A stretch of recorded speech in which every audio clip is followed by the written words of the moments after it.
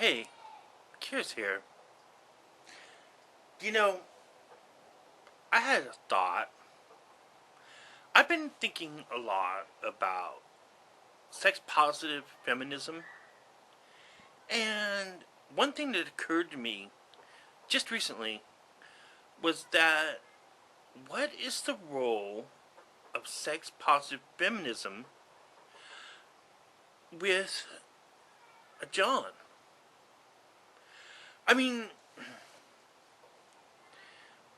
I can't be too explicit or candid, but I met this girl, and well, see, my whole thing is, and I swore it off, but I don't like going to massage parlors or anything. If I'm ever going to get a prostitute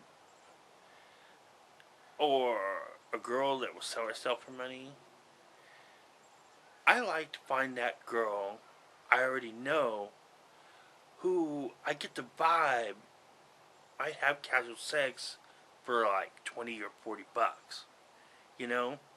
There's something deliciously Ferengi about it, you know? A little barter, the little codes, the signals, the intrigue, the sexual espionage, the whole thing. The little, hey, so, you know, want to come making the pretense of it being something else to see if there's a possibility of making the connection. And I gotta admit, that's fun as hell. And you know what even is more cool? Is when you pay afterwards. Well, because honestly, because it's like a restaurant.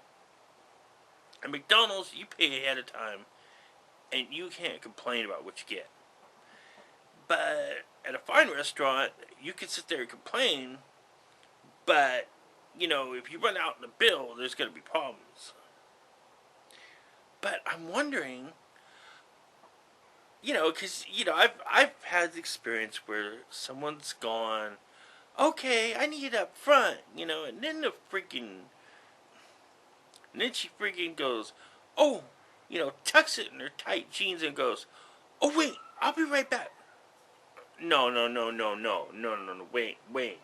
And there you're faced with the choice of freaking drama, trying to wrestle freaking money from a freaking, struggling girl, or freaking just letting it go, to save yourself the hassle. And sometimes the hassle can be a fist fight with a couple guys coming back, freaking, to give you smack because freaking the girl didn't get away with your money. You know what I mean? But that's all here and there. But, I mean, I met this girl, and I known her from before, and I know I could trust her. But her, her husband or boyfriend lived in, her baby daddy is in jail, and I've always got the vibe that, maybe she would do something for money. And she introduced me to her 18-year-old, she said it was 18-year-old, cousin. And I got that same look. And this girl looked 15. I'm like, you know, I gotta admit, well, I wasn't interested, but I gotta admit, it was interesting, the thought of it, Hmm. I won't lie, she looked very attractive, but very young, and that's scary, No, I don't know, and it bothers me on a moral grounds anyway. But then again, I was doing crazy stuff at 16, so, sex, drugs, and rock and roll, so what am I talking about? And I worked in a freaking stock room with women who freaking were young and had children. So I mean, what I mean. I've seen everything, the wild side, and it's like, but I have to ask, what is the deal? How? Okay, you're supposed to be um, empowering women, or have a view of equality of women. And I do have a view of equality of women in a lot of respects because I'm an objectivist. In other words, I don't think nature cares if we're politically correct or politically incorrect. I think empirical, naturalist truth runs inside and outside of the political spectrum. I've always said this and I always believe it. And depending on what's politically correct, depends on who you're asking. If you're asking a social conservative, which I said I am, but that's hard to explain because some conservatives are value traditional society, and other conservatives value small government, which means no regulations on society. And without a religious framework, frankly, I don't see what the hang up about people doing in private in their bedroom is. In fact, individualism, social individualism, is inherently progressive because it's not. It's an anarchy state of self-ownage of your own body. But now, how does that self-ownage apply when you're a John looking to hook up? Are you objectifying a woman? I mean, because to me it felt like Vice. Maybe that's the paternal, patriarchal dogma that's been sunk into my head from religious upbringing or society. But it's hard to believe there's not some truth to it too, because you're looking for a service. And if you're looking for a service, obviously who's selling is doing a labor. And that means they're doing something that they wouldn't do for free because it's something that they wouldn't want to do. If you see my point. You know, would you go to work for free to do work? You know? Maybe, now if you're doing volunteer work, maybe that's something you would do for the benefit of your own heart. And I've had that, you know. I've had freebies. Hey, you know. Mostly it's advertising like, oh, I'll do this one right now, you know. You know, just to give you a sampler, if you know what I mean. Samplers are great. You know, just like the freaking in the store when they give you the little treat, you know. Oh, that's what I'm going to be buying. Oh, yeah, I'll buy that. Ooh, you know, that stuff's great. You know, heck, I'll buy that one. And 18-year-old. Can I see some ID? Please.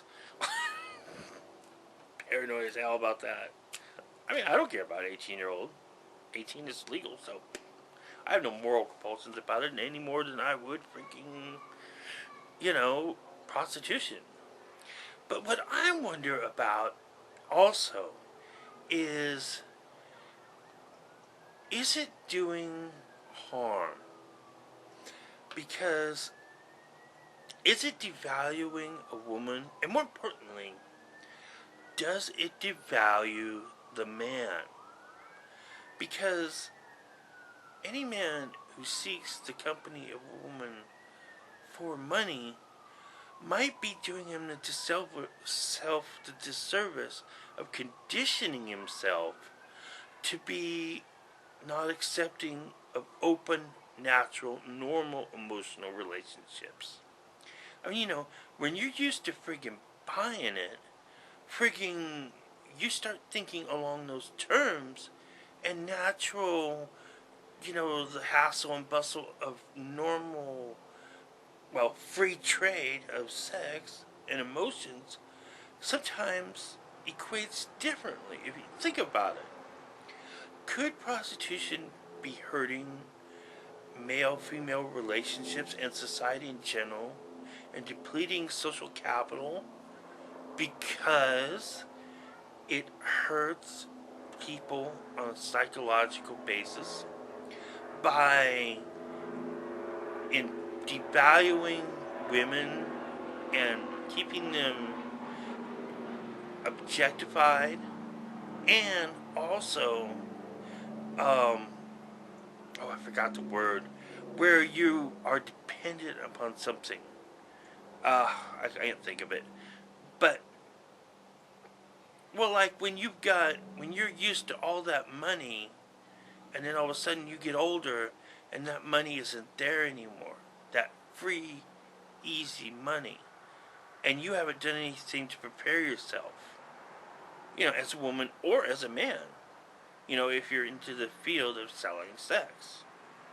So, but I like that roundaway thing, so that's fun. You know what I mean? But I already swore it off. But I can't help but feeling guilty, and that's the point.